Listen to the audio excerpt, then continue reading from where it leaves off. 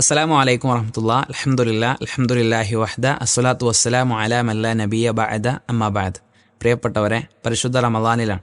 ഖുർആനിൻ്റെ മാസമാണ് റമദാൻ. ഖുർആനുമായിട്ടുള്ള നമ്മുടെ ബന്ധം ഏറെ വലുതാക്കേണ്ട, ആത്മബന്ധം സൃഷ്ടിക്കേണ്ട മാസമാണ് റമദാൻ. ഒരു ദിവസം ഖുർആൻ ഓതാത്ത ദിവസം ഉണ്ടായാൽ അത് നമ്മെ അസ്വസ്ഥപ്പെടുത്തേണ്ട തലത്തിൽ അത്രയും പ്രാധാന്യത്തോടു കൂടി നമ്മൾ കടന്നു പോകേണ്ട മണിക്കൂറുകളിലാണ് നമ്മളുള്ളത്. പ്രിയപ്പെട്ടവരെ, നമ്മൾക്കൊക്കെ ഇഷ്ടപ്പെട്ട എഴുത്തുകാരുണ്ടാവും. അവരുടെ പുസ്തകങ്ങൾ നമ്മൾ ഒരുപാട് സമയവും അല്ലെങ്കിൽ അവരിറക്കുന്ന എല്ലാ പുസ്തകങ്ങളും വായിക്കാൻ എന്തൊന്നില്ലാത്ത വ്യഗ്രതയും നമ്മൾക്കുണ്ടാവും.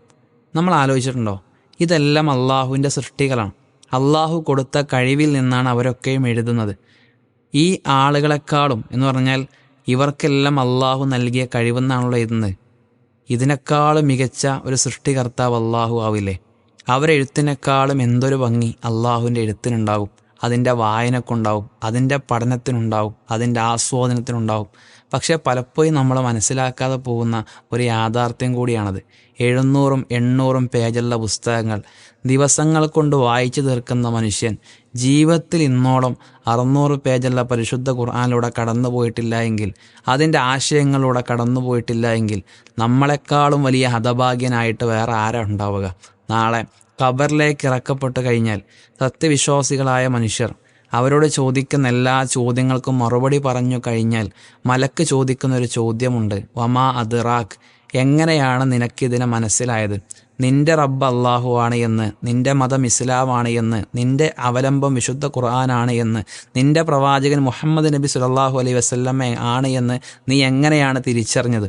അതിന് വിശ്വാസി കൊടുക്കുന്ന മറുപടി ഖറഅതു കിതാബല്ലാ ആമൻതു ബിഹി വസദ്ദഖ്തുഹു, ഞാൻ അള്ളാഹുവിൻ്റെ ഗ്രന്ഥം വായിച്ചു, അതിലെ വിശ്വസിച്ചു, അതിനെ സത്യപ്പെടുത്തി എന്നാണ്. പ്രിയപ്പെട്ടവരെ, നമ്മളൊന്ന് ആലോചിച്ച് നോക്കൂ. നമ്മൾ ഏത് ആയത്ത് വെച്ച് പറയും ഞാൻ ഇന്ന വചനത്തിലൂടെ കടന്നു പോയപ്പോഴാണ് എനിക്ക് എൻ്റെ റബ്ബ് അള്ളാഹുവാണ് എന്ന് മനസ്സിലായത്, ഞാൻ ഇന്ന സൂക്തത്തിലൂടെ കടന്നു പോയപ്പോഴാണ് എനിക്ക് എൻ്റെ ദീൻ മനസ്സിലായത്, ഇന്ന അധ്യായത്തിലൂടെ ഞാൻ പഠനം നടത്തിയ സമയത്താണ് എൻ്റെ റസൂൽ സല്ലല്ലാഹു അലൈഹി വസല്ലം മുഹമ്മദ് നബി ആണ് എന്ന് എനിക്ക് മനസ്സിലായത് എന്ന് നമ്മൾ എങ്ങനെ പറയും?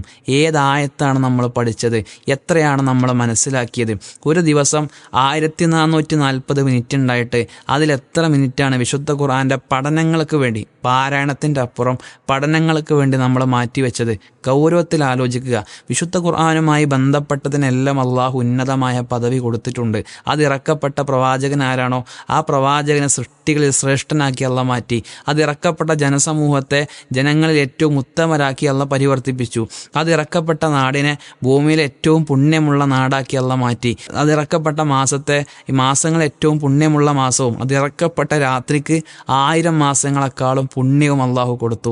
പ്രിയപ്പെട്ടവരെ, അത്രയേറെ പവിത്രതയും പ്രാധാന്യവുമുള്ള വിശുദ്ധ ഖുർആൻ നമ്മുടെ ഉള്ളു തുറപ്പിക്കുന്ന ഗ്രന്ഥമാക്കി നമ്മൾക്ക് മാറ്റാൻ പറ്റണം. നമ്മളെ ഏറ്റവും നല്ലതിലേക്ക് വഴി നടത്തുന്ന ഗ്രന്ഥമാക്കി നമ്മൾക്ക് മാറ്റാൻ പറ്റണം.